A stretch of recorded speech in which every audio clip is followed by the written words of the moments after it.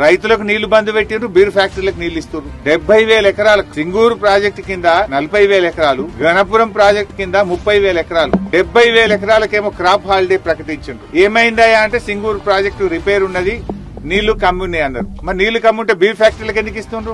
Beer ఫ్యాక్టరీలకు నీళ్లు ఇవ్వడానికి మాత్రం నీళ్లు ఉంటాయి, యాసంగి పంటకు రైతుకు నీళ్లు ఉండయా?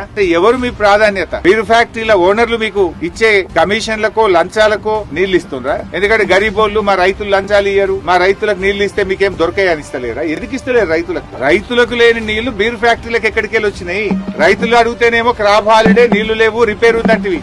ఇవాళ ఎక్సైజ్ శాఖ కార్యదర్శి జిల్లాకు వచ్చి ఇరిగేషన్ అధికారులకు, కలెక్టర్ కు బీర్ ఫ్యాక్టరీలకు మాత్రం నీళ్లు ఆగద్దు, ఫుల్ గా నీళ్లు ఇవ్వండి, బీర్ ఫ్యాక్టరీలు మంచిగా చూసుకోండి అని చెప్తుండ్రు. మరి రైతులను ఎవరు పట్టించుకోవాలి? బీర్ ఫ్యాక్టరీలు మంచిగానే చూసుకుంటుండ్రు, మరి మా రైతుల పరిస్థితి? కేసీఆర్ గారు ఉన్నప్పుడు ఎప్పుడు క్రాప్ హాలిడే లేదు, పంటకు నీళ్లు ఇచ్చినాం. కానీ మీకు ఇలా బీర్ ఫ్యాక్టరీల మీద ఉన్న మోజు రైతుల మీద లేదు, బీరు ఫ్యాక్టరీల మీద ఉన్న ప్రేమ ఇవాళ రైతుల మీద ఈ ప్రభుత్వానికి లేకుండా పోయింది.